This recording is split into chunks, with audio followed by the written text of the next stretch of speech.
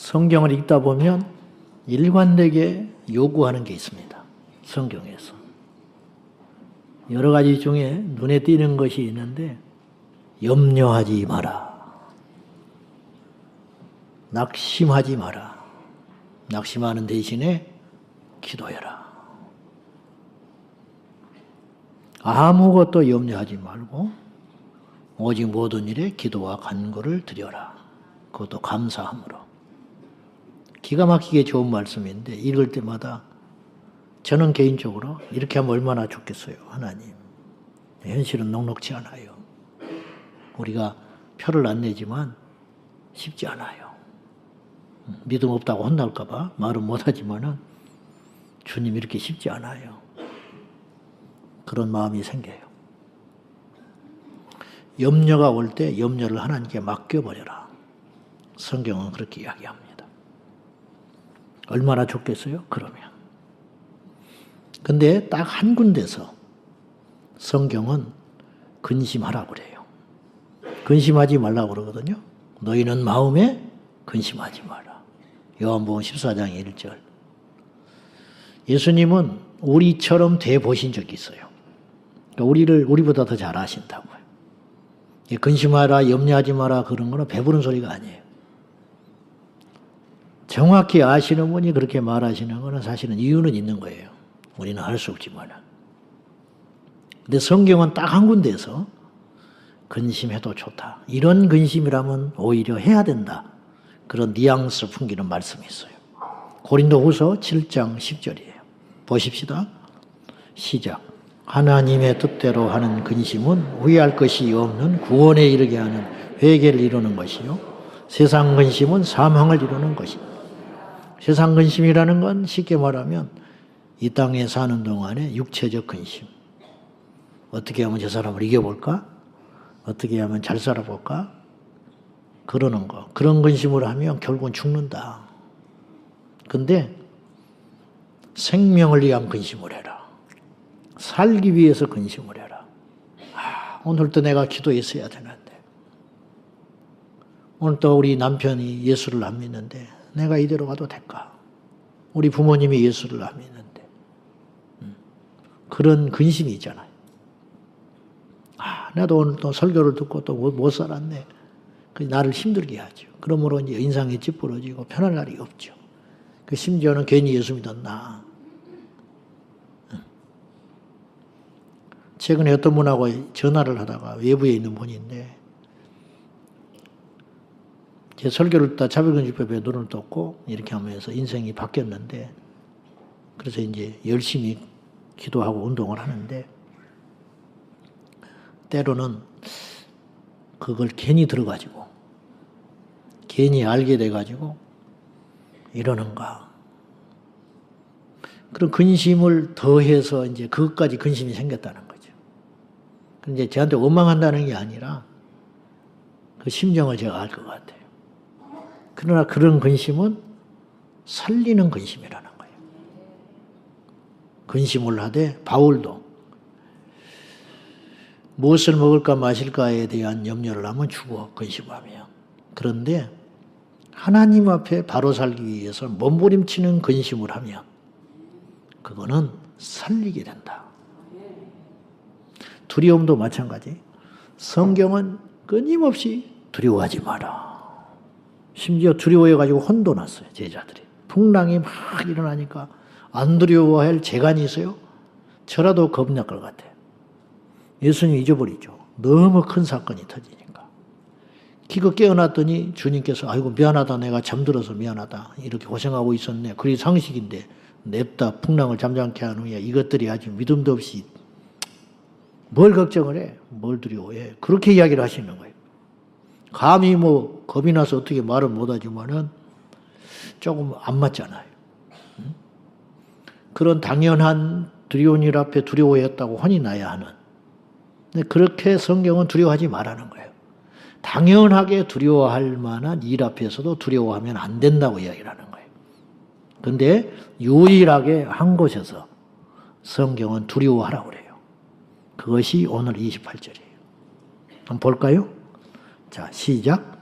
몸은 죽여도 영혼은 능히 죽이지 못하는 자들을 두려워하지 말고 오직 몸과 영혼을 능히 지옥에 멸하실 수 있는 이를 두려워하라. 두려워하지 말고 두려워하라. 그런 말이에요.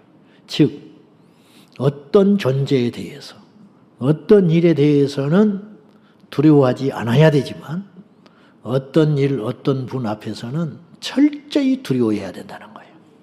그걸 성경은 이야기하고 있다는 거죠. 지난주에 이어서 이 말씀을 연속해서 하는데요. 이 굉장히 중요한 주제입니다. 저는 이 시대의 비극과 문제, 이제 돈을 사랑하는 것이 일만하게 뿌리라고 성경은 이야기를 해주셨는데, 탐욕, 그것 때문에 우상 숭배하고 그것 때문에 망하고 지옥 가는데, 그것과 더불어서 죄 중에 죄는 뭘까? 죄는 종류가 헤아릴 수 없을 만큼 많아요. 도둑질, 살인, 미움, 시기, 질투, 보이는 죄, 보이지 않는 죄, 마음속의 죄, 온갖 죄들이 파생해가지고 어마어마하게 많은데 그 죄의 원인이 뭘까? 죄인이기 때문에. 근데 그럼 왜 죄인이 됐냐? 이렇게 파고들고 하면 하나가 딱 있어요. 그게 뭐냐? 하나님을 무시했다는 거예요. 그것이 모든 것의 시발점이었어요. 아담과 하와가 원죄를 졌잖아요. 죄의 원조. 그럼 아담과 하와는 왜 죄를 졌냐? 잊어버려서, 하나님 말씀을 잊어버려서 그러냐? 하나님을 사랑하지 않아서 그렇다. 여러 가지로 이야기를 할 수 있어요. 근데 한 가지예요. 하나님을 두렵게 생각하지 않았어요. 하나님은 먹으면 절대 안 된다. 너 죽어. 그러면 그 말 자체의 경중보다 따지지 말고 그 말이 합리적이냐 그런 건 중요한 게 아니에요. 우리는. 아무리 말 같지 않아도 그분이 무서우면 목숨 걸고 지키게 돼 있어요. 무슨 말인지 아시죠? 아무리 중요하고 나한테 유익이 되는 명령이라도 그 말하는 주체가 무섭지 않으면 잔소리로 들리는 거야. 잔소리. 너 차 조심해라. 굉장히 중요한 말이잖아요. 사실은. 일찍 들어와라. 근데 잔소리 또 하네. 왜? 그 사람이 무섭지가 않아. 근데 어떤 사람은 아주 사소한 이야기인데 평생 잊어버리지 않고 내 기천을 때리는 말이 있어요. 왜냐?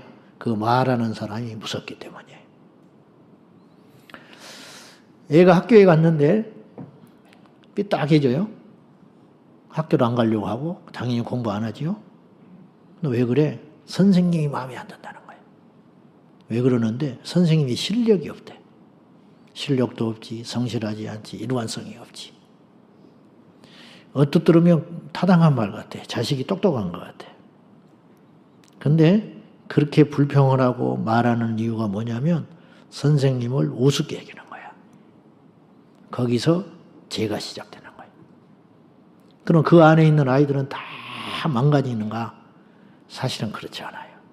그런 선생님이라도 두려워할 줄 아는 아이는 우등생이 될 수 있어요. 하물며 제가 말하는 거예요.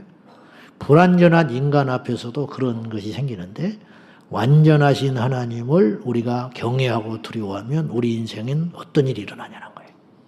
거꾸로 그런 위대하고 크고 강하신 주님을 외면하고 무시할 때 우리 인생은 어떤 어려움을 당하게 되냐는 거예요. 오늘 성경은 구체적으로 우리가 하나님을 두려워해야 할 이유, 그걸 명확히 제시하고 있어요. 그것은 이 28절에는 두 단어가 생략되어 있죠. 마귀와 하나님. 이제 네 몸을 죽이는 자를 두려워하지 말라는 말은 마귀를 무서워하지 마라. 마귀는 기껏해야 우리 죽이는 걸로 끝난다. 이것도 큰일이지만 우리를 가난하게 만들고 우리를 억압하고 우리를 불의한 방법으로 힘들게 하고 그래서 죽일 수도 있어. 2000년 역사 가운데 그랬을 때가 있었어요. 예수 믿는다는 이유로 죽는 사람은 부당하게 대우받아서 죽었어요. 그 결정을 누군가가 한 거예요. 그 뒤에는 마귀가 있었어요. 굉장히 무서웠죠. 근데 그들은 두려워하지 마. 기껏해야 죽여서 끝내는 거야. 근데 진짜 두려워할 분이 있어. 그분은 하나님인데 이유가 뭐냐면 이 땅에서 죽도록 허락한 분도 우리는 이해할 수 없지만 하나님이 허락한 거야. 그런데 더 무서운 건 죽은 다음에 어떤 존재를 지옥이나 천국에 보낼 수 있는 힘을 갖고 계셔. 마귀는 그 힘이 없어요. 그러면 진짜 누가 무섭냐는 거예요. 말할 필요 없지요. 이 시대 비극, 이 시대 교회, 신앙인, 목회자들 모두 망라해서 무엇이 문제일까? 들어가 보면 뭐 여러 가지 성적인, 도덕적인 문제, 재정에 대해서 함부로 막하고. 근데 또 교회 안에 막 싸움도 일어나잖아요. 회의하다가 싸우고. 정말 이해 안 되는 행동들을 하는 수들이 종종 있어요. 셀에 가서 어이없는 소리를 하고 막 뒤엉켜가지고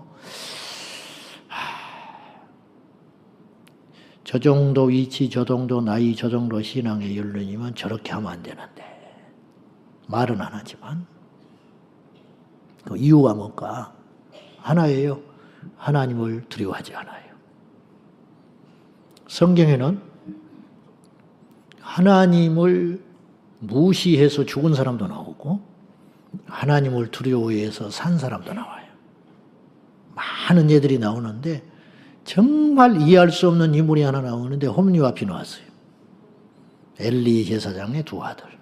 이방인도 아니고 유대 하나님을 믿는 백성이었고 더군다나 레위 지파 엘리 제사장, 제사장의 후손이에요.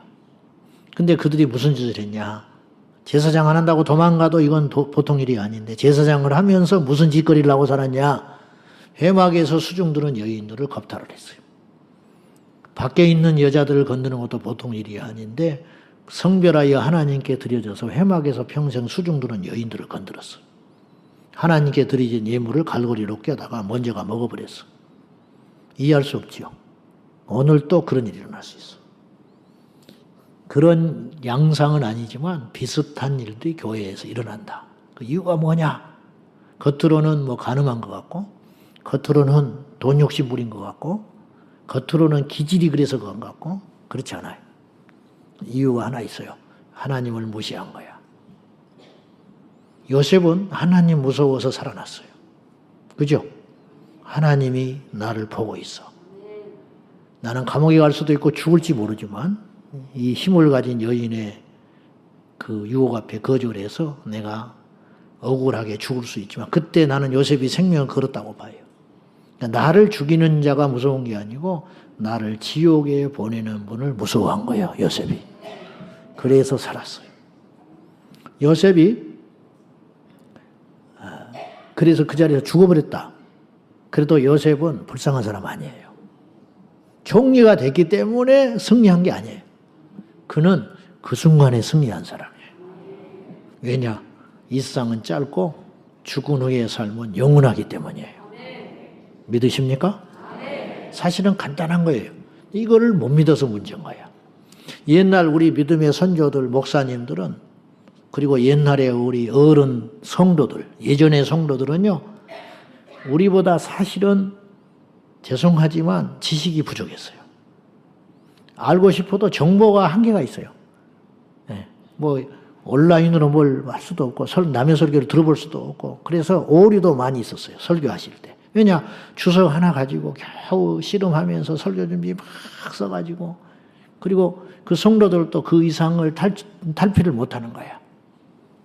근데 그분들에게는 하나가 있었어. 다는 아니겠지만은 예나 지금이나 마찬가지지만은 하나가 있었어.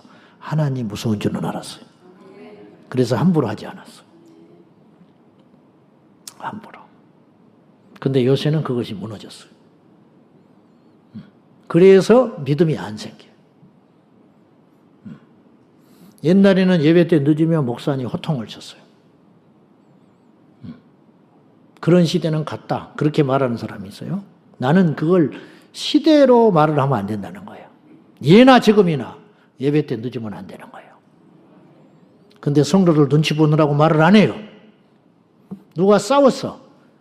그 분명히 둘 다 징계해야 하거든요. 근데 떠날까봐 말을 안 해. 엘리 제사장이 된 거야. 자기 자식들이 그런 짓거리를 하고 다니는데 소문이 나는데도 속 시끄럽고 나이는 많고 말 안 해. 다 죽었어요. 다 죽었어. 우리가 하루를 믿어도 한 번을 예배를 하더라도 하나님 앞에 하나님을 경외하고 살아가야 돼요. 그것이 무너지니까 믿음도 안 생기고 교회 생활이 엉망이고 하나님을 우습게 여기니까 모든 악이 거기서 시작되는 거예요. 자, 구체적으로 우리가 왜 하나님을 그렇게 이제 두려워한다 그러면 꺼리는 사람도 있어요. 하나님의 사랑인데 그렇게 말하냐고. 그래. 그런데 어떤 이론과 어떤 이야기는 그 결과를 봐야 판단할 수 있는 거예요. 자, 무슨 말이냐? 하나님을 무시하고 하나님을 두려운 하나님이 아니라고 그런 설교는 율법적이고 그렇게 말하면 그렇게 교회 생활하는 건 건강하지 않다고 그런 사람들의 마지막과 그 사람들의 마지막을 이 땅에서 대충 알 수 있어요. 하나님을 두려워하고 경외함으로 조금 불편하고 경직되지요. 경직돼. 그러나 마지막이 어떻게 되냐? 그걸 봐라. 그걸 봐라. 평생 하나님을 경외하며 두렵고 떨림으로 섬겼던 하나님의 사람들의 마지막과 그들은 이제 불편했죠. 막 말씀을 지켜야 했고 마음대로 행동을 못하고 그렇게 살았겠지. 그러나 그건 그것이고 제멋대로 살아가는 거다고 그들의 인생의 마지막이 어떻게 됐겠냐는 거예요. 성경은 뭐라고 말하냐는 거죠.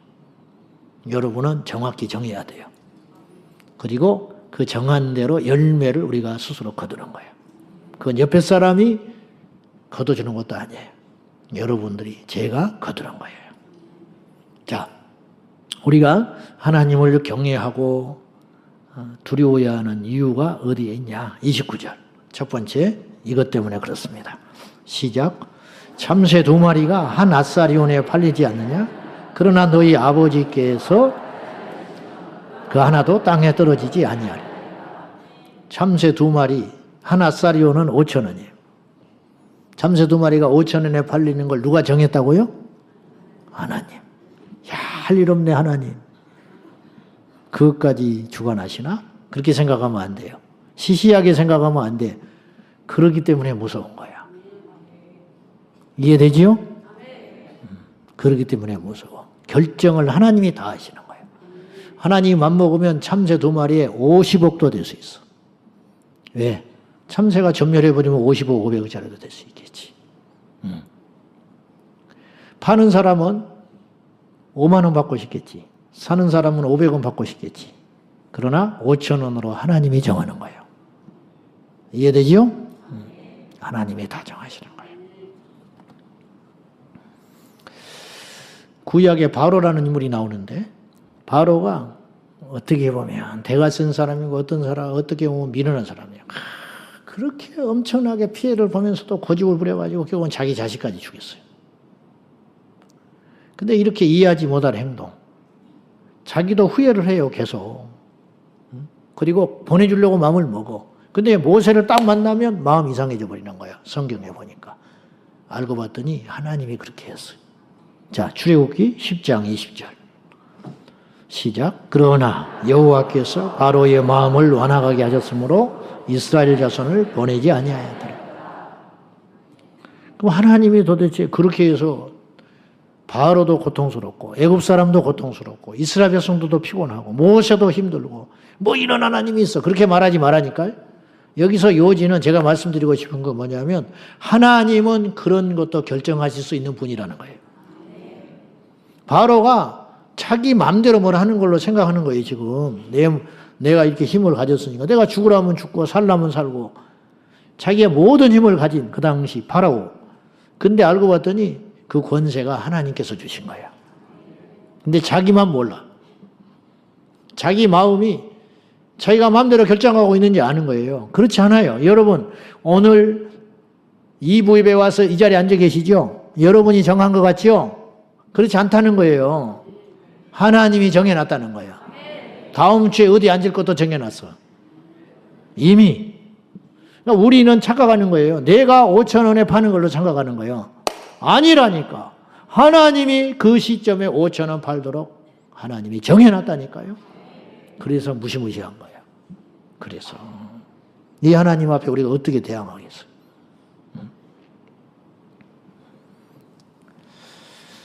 어느 목사님이 이런 간증을 했어요. 전에 기억이 나요. 이분이 한국에서 목회하다가 외국을 나가게 됐어요. 근데 그 교회, 외국에 있는 교회가 열악했어요. 그래서 가족 식구들하고 다 가지를 못하고 당분간 혼자 건너가서 자취를 해야 했어요. 목사님이. 그래서 이제 갔는데 이제 설거지도 이제 본인이 다 하시고 밥도 해 드시고 그렇게 살았어요. 근데 우리나라 같지 않고 6시쯤 되면 문 닫아 버리는 나라예요. 유럽에. 어디가 뭐 살 수 없는 나라예요. 문 닫았거든요. 뭐 그런 거 없어. 우리나라처럼 살기 좋은 나라가 없어요. 그런데 가서 며칠 있다가 설거지를 하다가 고무장갑이 찢어졌어. 죽고 사는 문제는 아니에요. 분명히. 그러나 불편해. 근데 고무장갑을 살아났더니 경황이 없고 잊어버리고 꼭 설거지할 때만 생각이 나고 며칠이 간 거예요. 찢어졌는데 찢어진 얼마 후에 그날 아침에 소포가 미국에서 왔어. 뭐가? 누가 보니까 했더니 몇 년 전에 자기가 한국에서 목회할 때 미국으로 이민 간, 한 10여 년 됐어요. 그분이 소포를 보냈어요. 열어봤어요. 뭐가 들었을까? 고무장갑. 자, 여기서 이게 우연한 일이 아닌 게 10년도 넘은 교포가 된 이민간 집사님이 느닷없이 자기 주소를 알아내서 소포를 보낸다는 것이 첫째는 이 특이한 일이에요. 그죠?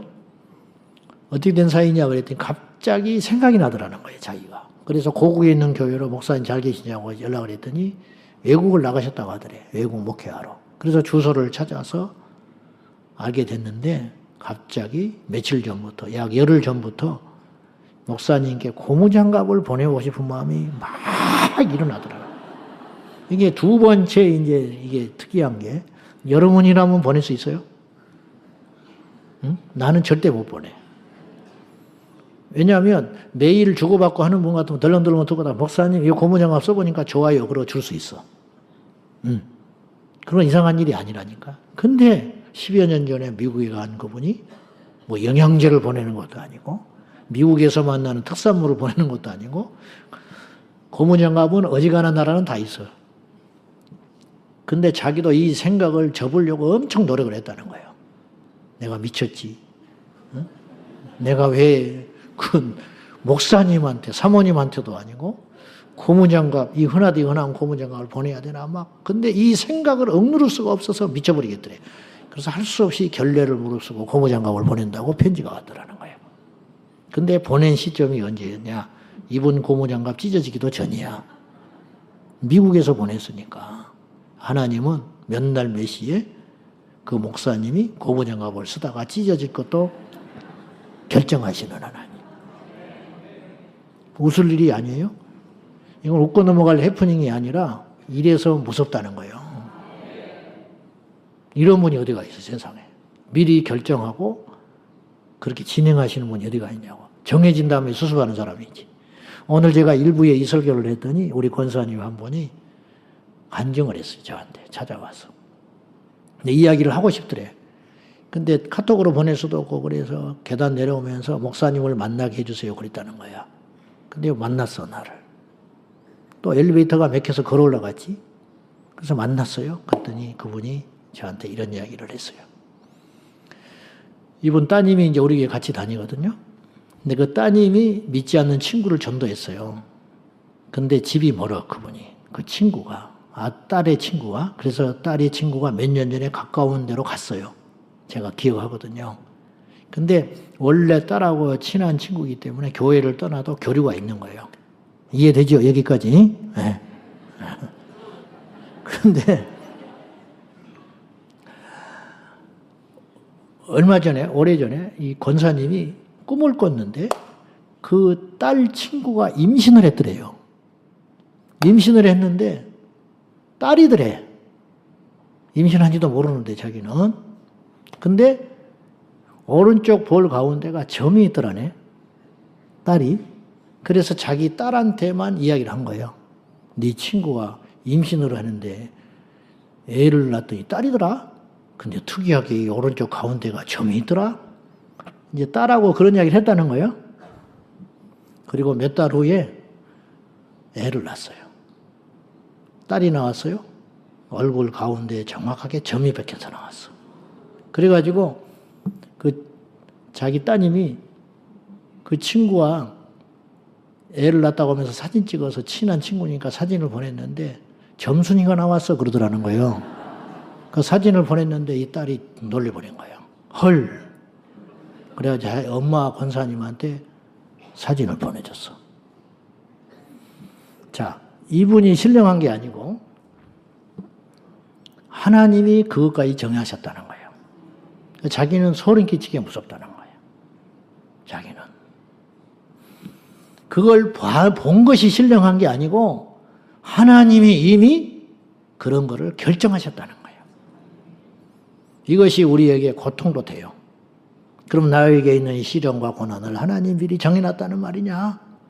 그걸 이 짧은 시간에 다 해석할 수는 없고 저도 자신이 없어요. 그걸 제가 말씀드릴 게 아니라 중요한 건 이거예요. 하나님은 모든 걸 결정하신다. 그 결정이 우리한테 부당해 보일 수 있다니까요. 파는 사람한테는 5천 원이 너무 싼 거고 사는 사람한테는 비싼 거예요. 잠새 2마리가. 근데 하나님이 정했다는데 어떡하겠어. 그걸 수용하는 것이 믿음이다. 그거. 두 번째로 우리가 하나님을 왜 그렇게 무섭도록 두려워해야 되냐면은, 근데 하나님이 두렵다는 말은 공포라는 말이 아니에요. 그 권위, 권세, 그 앞에 우리가 두려워 떨어야 한다는 의미죠. 그 이유는 30절에 너희에게는 머리털까지 다 세신 바 되었나니. 다 아는 말씀이죠. 첫째는 그분이 모든 걸 결정하기 때문에 무서운 거예요. 두 번째는 다 알고 계시니까 무서운 거예요. 역시 이것도 마찬가지. 우리 머리털을 세서 뭐 하시나? 그렇게 할 일이 없으시나? 그렇게 생각하지 말라는 거예요. 그러면 우리 머리털까지 세는 분은 우리 눈썹 수는 모르며 우리가 지금 하고 다니는 일은 모르며 우리의 품고 있는 마음은 모르겠으며 지금 여러분이 여기서 앉아서 설교 듣는 척하고 있지만 속으로는 다른 생각을 갖고 있는 걸 모르겠냐 이 말이에요. 그러니까 귀찮아요, 무서워요? 귀찮아? 무섭지. 시시해요? 두렵지요. 우리 하나님이 그런 분이라는 거예요. 근데 이런 생각을 안 하고 산다는 거예요. 이 시대의 크리스찬들이. 그래서 모든 죄, 비극, 문제가 여기서 시작된다는 거예요. 여기서. 주의 일을 건성건성하거든요. 하나님께 예배하러 나왔다고 말은 그렇지만은 발 꼬고 앉아가지고 성경지도 없이 핸드폰 뒤적뒤적 하고 있거든요. 그럼 하나님 모르겠어? 그러면 그걸 왜 그렇게 하냐 이거예요. 왜? 하나님에 대한 겁을 상실한 거죠. 저는 이런 소리라도 하지. 근데 너무 그렇게 많으니까 안 하는 거죠. 안 하면 무슨 일이 생긴 줄 알아요? 점차 그렇게 되는 거예요. 그거는 누가 망하냐? 누가 죽냐? 그런 사람이 첫째 죽어. 홈리와 비느하스가 먼저 죽어버렸어요. 그 다음에 그거를 가르치지 않는 종도 죽는다고 목 부러져서 다 죽는 거예요. 다 죽어. 이걸 우리가 율법적이나 목사님 막 협박이네 겁주네 그렇게 생각하지 말라니까요. 그것이 우리를 살릴 수 있는 힘이 된다는 뜻이에요. 다 알고 계세요. 북한 선교 이상 목사님이 간증 중에 그런 이야기가 나왔어요. 북한에서 탈북한 집단 탈북한 크리스찬들이 있었어요. 옛날에. 근데 가짜도 많고 덫도 있고 하니까 미리 만나봐야 돼. 근데 그쪽도 역시 못 믿는 건 마찬가지예요. 그래서 그쪽에 할아버지 대표 우두머리하고 이상 목사님이 누가 주선해서 만났어요. 모초에 20여 명이 숨어 있고. 근데 진짜더래요.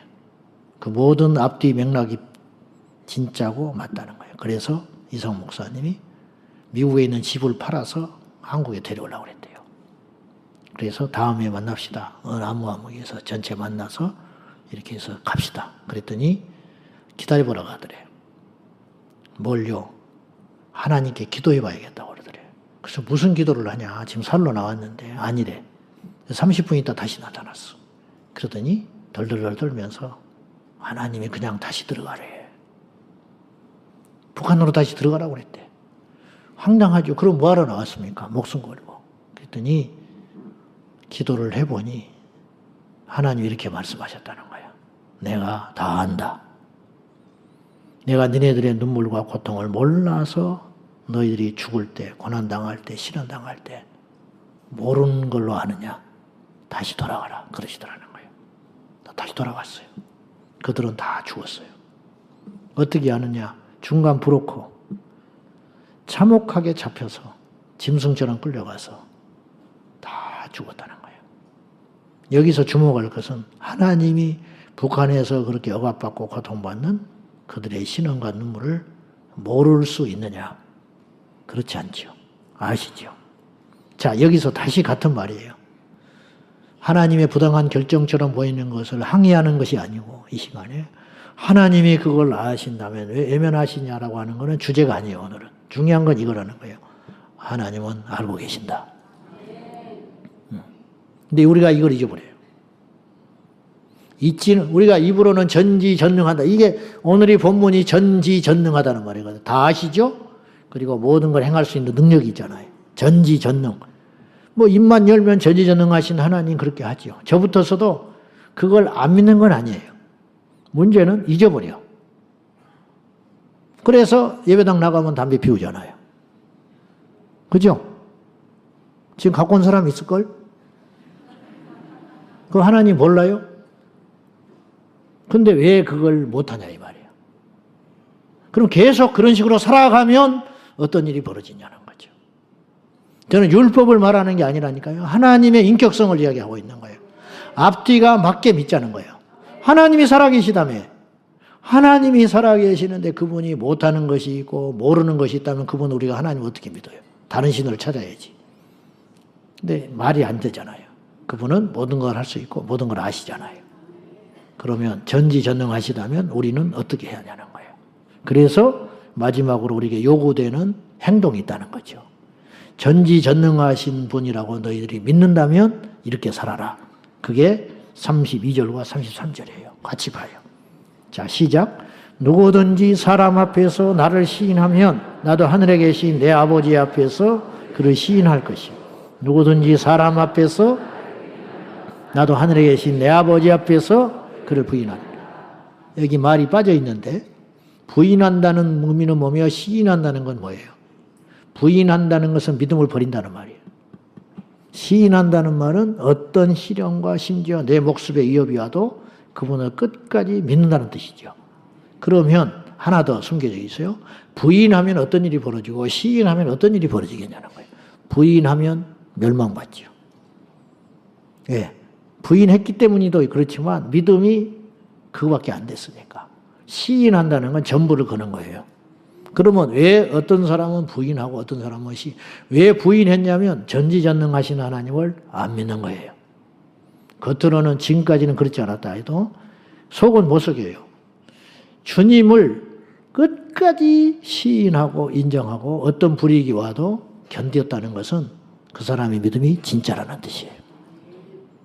우리는 지금 그런 테스트를 받을 환경은 아니에요.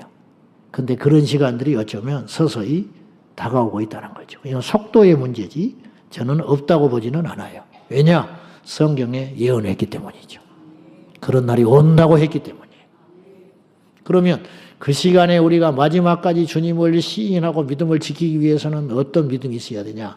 하나님을 경외하고 두려워하는 믿음이 있어야 한다는 거예요. 하나님이 알고 있어? 하나님이 보고 있어.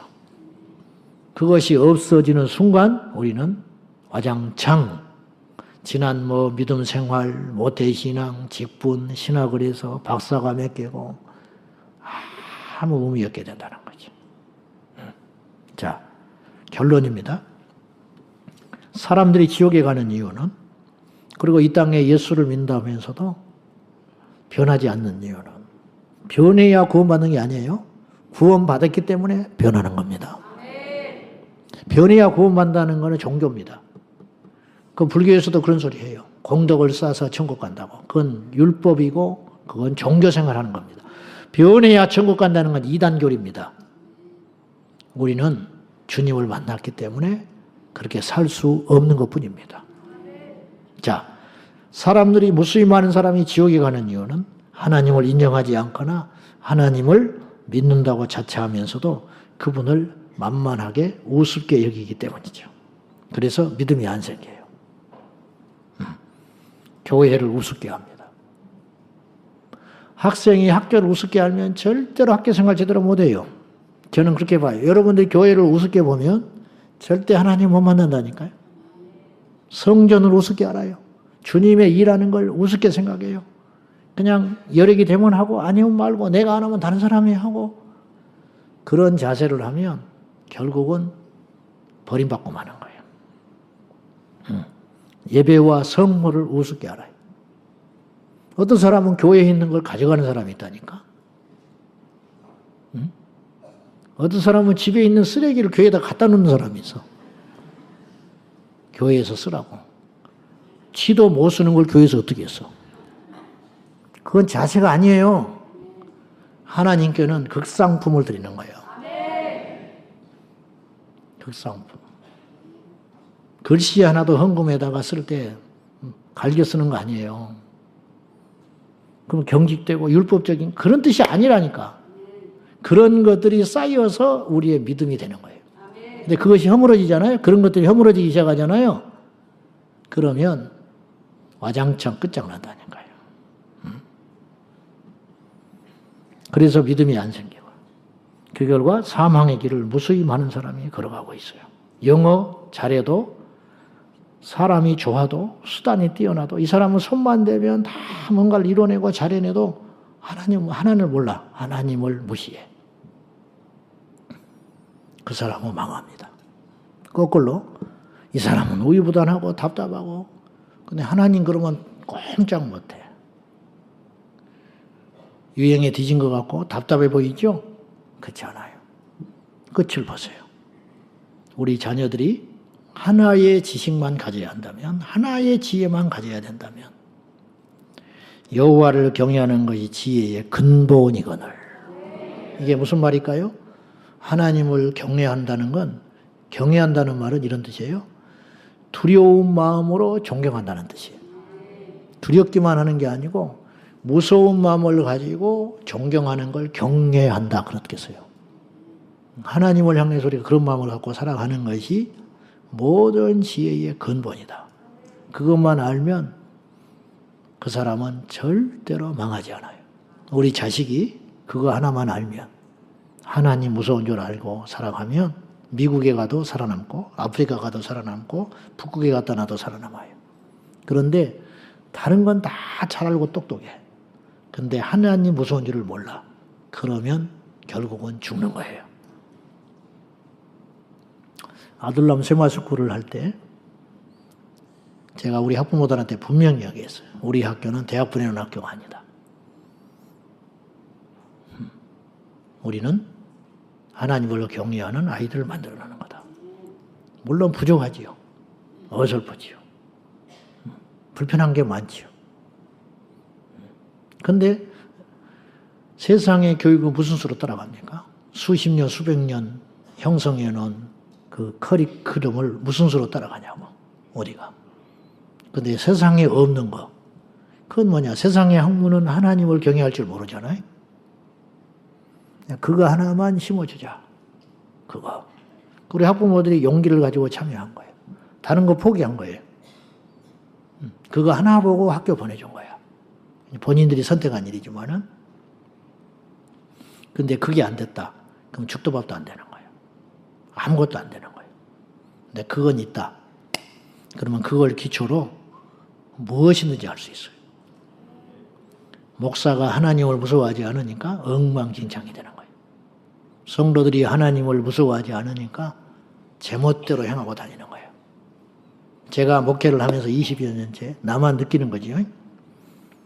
하나님을 엄중하고 하나님을 정확하게 우리가 하나님을 경외하는 이유와 물론 금방 잊어버리긴 하지만은 그러면요 어두울 것 같고 경직될 것 같지만 영이 살아나요.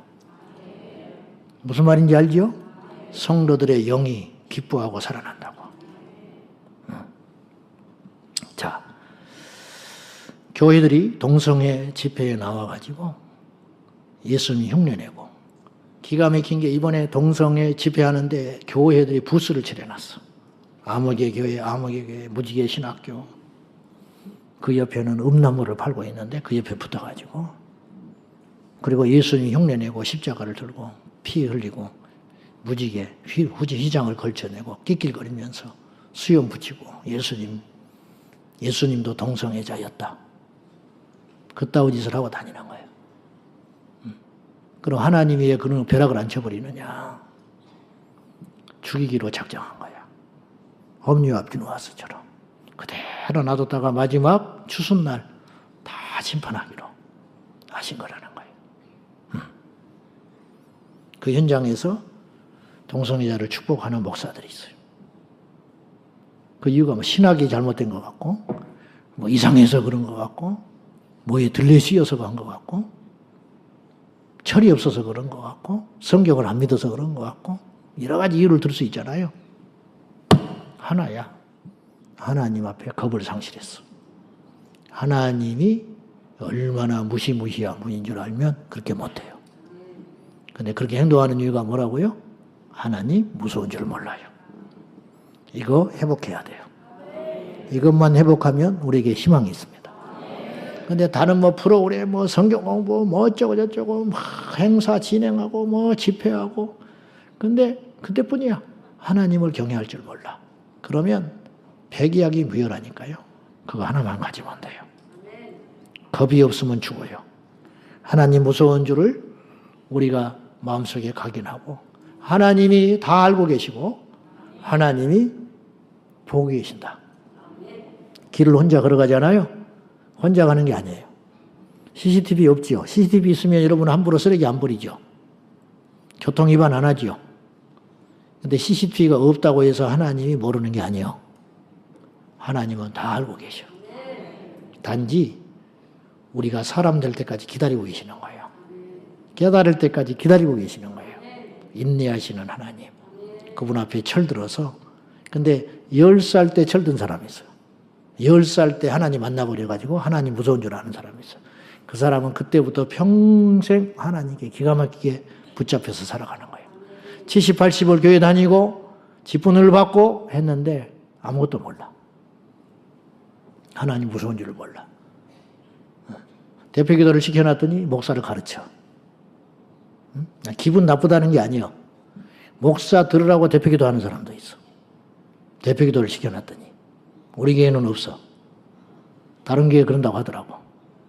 목사의 설교를 막 까버린대. 대표기도 때. 나는 목사 편이 아니고 죽으려고 작정한 거야. 어떻게 할래요? 제멋대로 살다가 망할래요? 하나님 무서운 줄 알고 살다가 하나님 앞에 은혜를 누려서 영생 복락을 누릴래요? 알아서 해. 알아서 해. 오늘의 결론, 알아서 해라. 결과는 책임지는 거다. 하나님을 두려워해야 세상을 두려워하지 않게 되고, 세상이 두려우면 절대 하나님을 두려워할 수 없어요. 우리가 이 확고한 믿음을 가지고 오늘도 주님 나에게 하나님을 경외하고 하나님을 두려워하는 마음을 주옵소서. 그런 믿음을 갖기를 축복합니다. 기도하십시다.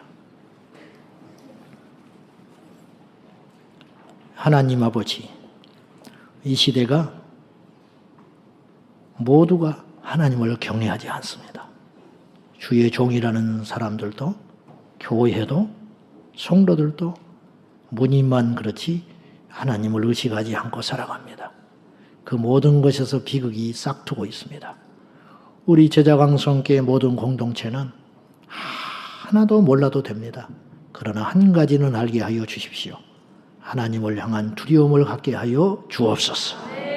그것이 건강해 보이지 않고 경직돼 보이고 율법적처럼 보이지 모르나, 그래서 우리가 살 수만 있다면 기꺼이 우리가 그 길을 가겠습니다. 주여 우리의 눈이 열려져서 하나님이 어떤 분인지 만나고 알게 하여 주옵소서. 예수님의 이름으로 기도하옵나이다. 아멘.